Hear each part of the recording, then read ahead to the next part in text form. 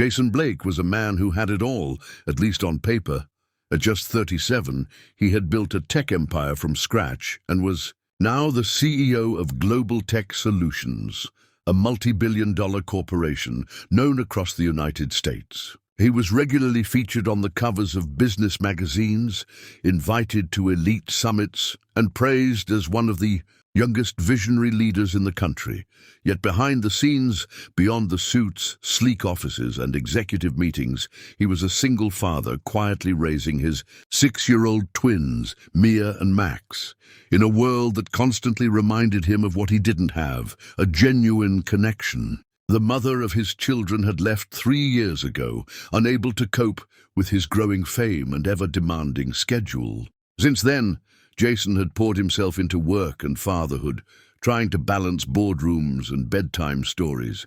He built Lego castles with the kids at night and finalized multi-million-dollar deals by morning. He took them to school in disguise, caps pulled low, and returned to his skyscraper office, where assistants and advisors awaited his command. Despite all the accolades and zeros in his bank account, he couldn't find someone who loved him. Not the money, not the image, but the man inside. Every time he went on a date, whether set up by friends or arranged through exclusive matchmaking services, it felt more like an audition. Women would light up when he introduced himself, but not because of his personality. The moment his net worth became known, they started behaving differently. Expensive perfume, flashy dresses, forced smiles, conversations quickly shifted from favorite books to vacation homes. Even when they pretended otherwise, he could see the calculation in their eyes, trying to imagine life as Mrs. Jason Blake, the billionaire's wife. His assistant, Rachel, had been by his side for nearly a decade. She knew Jason before the fame, before the IPO, back when he worked from a studio apartment with a mattress on the floor. She watched him rise and admired how grounded he remained, especially with his kids. But she also saw his loneliness, how he rejected dates, how his smile faded every time he came home from another shallow dinner. One day, after yet another failed setup, she barged into his office with determination in her eyes. "You need to try something different," she declared. "Just one blind date, but this time let's do it my way." Jason looked up from his laptop, amused but exhausted. "What, like a reality show?" he joked. But Rachel wasn't laughing. "No, this time you don't go as Jason, the CEO. You go as Jason, the average guy. Pretend you're a teacher or a mechanic, anything that doesn't scream millions. Dress down, drive something normal. Let's see who she falls for when the wealth isn't part of the picture." Jason leaned back in his chair.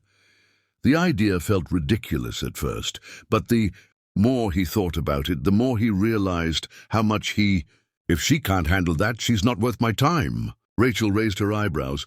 "You're bringing your kids to a blind date?" Jason smiled. "They're part of me. No sense hiding them either." Rachel made the arrangements discreetly. She chose a cozy family cafe in Brooklyn, known for its home-style cooking and kid-friendly atmosphere. No valet parking, no reservations, just comfort and warmth. The woman's name was Emily Rivers. She was a children's librarian in Queens, 30 years old, modest, soft-spoken, and completely unaware of Jason's true identity. She wasn't told about the setup in detail, only that she'd be meeting a single father named Jason, who worked in education and liked spending time with his kids. The day of the date, Jason did everything to shed the image of the high-powered CEO. He wore jeans, a plain grey hoodie, and scuffed sneakers. Instead of his usual Mercedes or Bentley, he rented a 10-year-old SUV and left his luxury watch in a drawer. He didn't want any subtle clues to give him away. He dressed the twins in casual clothes, packed some crayons and snacks in a backpack, and told them they were going to meet Daddy's new friend. Mia was excited, Max was skeptical, but both were curious. They arrived at the cafe just before sunset. It was a warm, golden evening, and the smell of fresh bread and coffee drifted through the air. Emily was already seated at a booth by the window, reading a children's book. When she looked up and saw Jason with the twins. Her face didn't show surprise or annoyance. Instead, it lit up. "You brought your kids," she said with a genuine smile. "That's brave and kind of sweet." Jason felt a wave of relief. Already she was different. As they sat down, Jason introduced the kids first. "This is Mia, the boss of the house, and Max, the quiet thinker." Emily greeted them like they were old friends. "Hi, I'm Emily. I love your shoes, Mia. And Max, do you like dinosaurs?" Max nodded shyly and Mia giggled. Over the next hour, Emily didn't try to impress Jason. She focused on the kids, asking about their favorite cartoons, colors, and snacks. She helped Mia organize her crayons and even played a quick word game with Max. Jason sat back observing, stunned by how naturally she fit into their rhythm. The waitress came by, and Emily didn't order a fancy wine or salad she didn't want. She ordered grilled cheese and tomato soup. "It's comfort food," she explained, with a grin. "My go-to when I'm nervous," Jason laughed. "Same here, except I usually go for pancakes." The conversation flowed easily. They talked about books, childhood memories, and embarrassing parenting stories. Emily confessed she once accidentally wore mismatched shoes to work because she was late helping her neighbor's kid. Jason told her about the time he used permanent marker instead of dry erase on the book 7 of a magical animal series. Emily smiled, and Jason caught a flicker of something rare, respect for his fatherhood, not his title. When the kids started to yawn, Emily helped pack their crayons and offered to walk with them to the car. Jason opened the old SUV's door and buckled them in. Emily didn't flinch at the worn-out seats or the faint rattle of the engine. Instead, she leaned in to say goodbye to the twins. "You two were awesome. I hope I get to see you again." Max smiled for the first time, and Mia gave her a quick hug. Jason stood there, heart pounding, unsure why. He suddenly felt nervous. She turned to him and said, "Jason, thank you. This was one of the most real, refreshing evenings I've had in a long time. You're a great dad. That matters more than anything." Jason opened his mouth, wanting to confess something, but stopped. "I'd really like to see you again," he said instead. Emily nodded. "Me too, call me." He agreed. They stood in silence for a moment before parting ways, both unsure how to explain the strange, beautiful connection that had just bloomed. Driving home, Jason kept glancing at the twins in the rearview mirror. Mia was already asleep, and Max was humming to himself. Jason couldn't stop thinking about Emily, her voice, her laugh, her kindness. How she'd treated his children like treasures, not baggage. He'd been on 100 dates, but this one felt different. For the first time in years, he didn't feel like he was performing. He felt seen.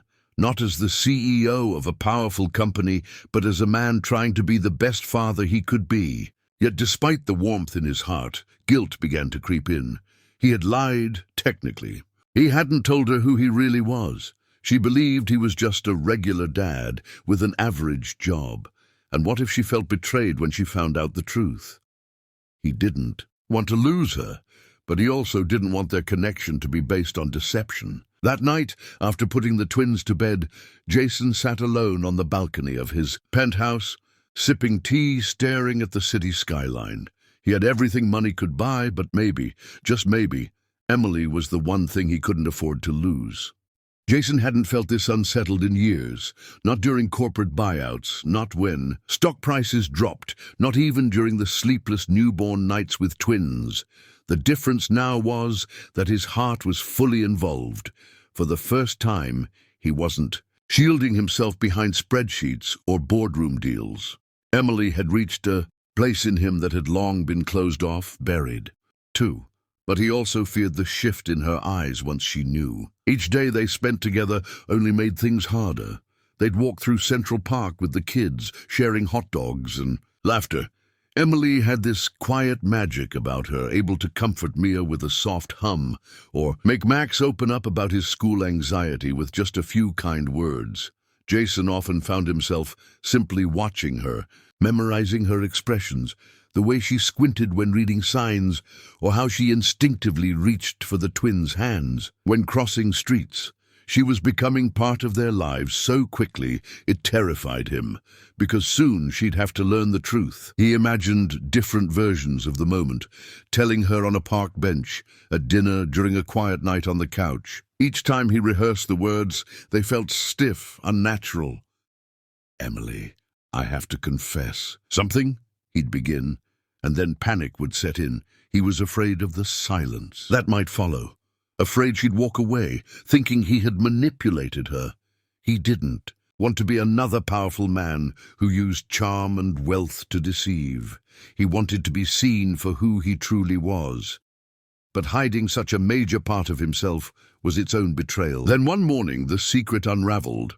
Without Jason's help, it was a Thursday. The twins had a school event, and Emily offered to pick them up as Jason was caught in back-to-back meetings. She arrived at the school just as Mia ran out, waving excitedly. "Daddy left his phone in my backpack this morning," she told Emily, giggling. "He's so forgetful." Emily smiled and glanced at the screen as a notification buzzed. Her smile faded when she read, "Reminder, Global Tech Shareholder Conference, 1 p.m., private jet to Silicon Valley." Her fingers froze. She opened the phone's calendar. More meetings, more reminders. Curiosity turned into disbelief. She Googled Jason Blake Global Tech. In seconds, a world unfolded that she hadn't known existed. Pictures of him in suits, articles praising his innovation, mentions of penthouses, luxury cars, and high-stake deals. Emily's heart pounded. She felt dizzy, betrayed, and confused. She'd fallen for a man who made grilled cheese in a rented kitchen, not someone who flew to shareholder meetings in private jets. It wasn't the wealth that hurt. It was the lie. The fact that he let her believe she knew him, while keeping a vital part of himself hidden behind a wall of silence. That evening, Jason returned home excited. He had finally decided to tell Emily the truth. He even rehearsed his speech on the elevator ride up. But when he opened his apartment door, Rachel met him at the threshold holding an envelope. Her face was tight with concern. "She came here," she said softly. "She didn't want to see you, just left this." Jason, under years of distrust and disillusionment, but now the weight of the lie, his concealed identity, pressed down harder each day. He wanted to tell her. He planned. "That you lied for weeks. I let myself believe in something real, and now I don't know what was real anymore. Please don't contact me. I need space." Jason stood frozen. The letter crumpled slightly in his fingers. His plans, his hopes, his dreams of a future with her, shattered in one simple note. Mia peeked from behind the kitchen door. "Daddy, is Miss Emily coming for dinner?" Jason didn't know how to answer. He wanted to tell them everything would be fine. That love wins. But tonight he had nothing to give except silence. He tucked the letter away, kissed his children goodnight, and returned to the empty living room. The penthouse that once symbolized success now felt like a glass prison, spacious but hollow, stunning but lifeless. The following days were a blur. He went to work, sat through meetings, nodded through presentations, but his mind wasn't present. He stared at spreadsheets, but saw Emily's eyes, heard investor voices, but longed for Mia's giggles and Max's questions. He couldn't eat, couldn't sleep. He had experienced loss before, but this time it felt different. It wasn't just a broken relationship, it was the collapse of something pure, something rare. Emily had been the first woman since his divorce who didn't see him as a project or a prize. And now she was gone, because he hadn't trusted her enough. Rachel watched him deteriorate. One afternoon, she knocked gently on his office door. "You need to do something," she said. "Fight for her. She didn't leave because of who you are. She left because of what you didn't say." Jason looked up, eyes tired but determined. "I want to fix it. I just don't know how." Rachel offered a small smile. "Then start by showing her the truth. All of it. Not the suit, not the CEO, just you." Jason sat in silence, then nodded slowly. He had to try, because letting her go without trying would haunt him forever. A week later, Emily stood behind the desk at the library, helping a young boy find a book on space.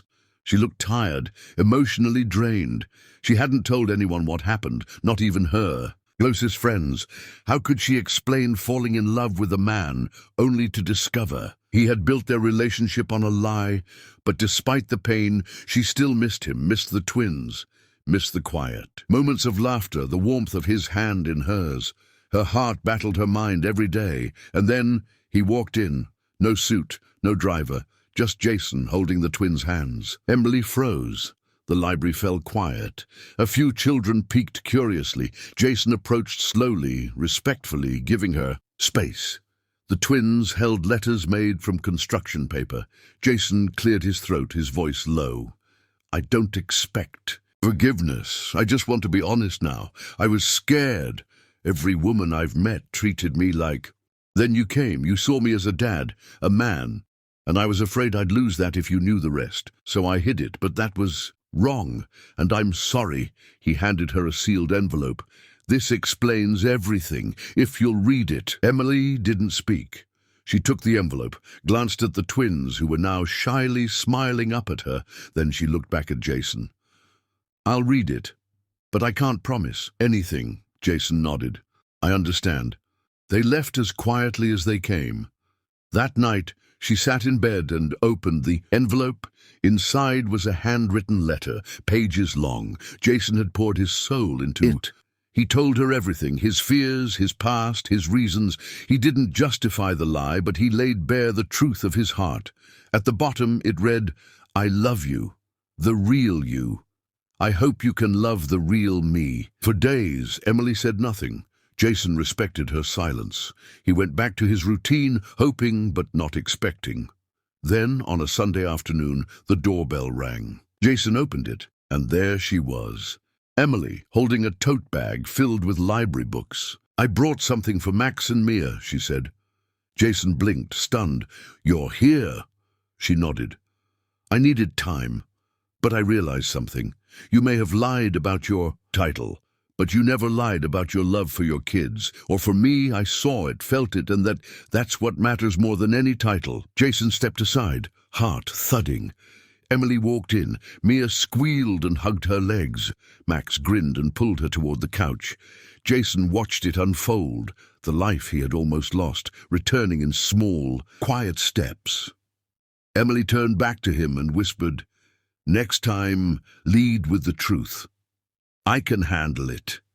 Jason smiled, tears in his eyes. "Deal." That night they cooked dinner together. No chefs, no staff. Just laughter, stories, and the smell of pasta and garlic bread. The penthouse finally felt like a home, not because of the walls or the view, but because of the hearts inside. As months passed, their bond deepened. Emily met Jason's world, his work, his board, his wealth, and handled it with grace. But she never let it define him.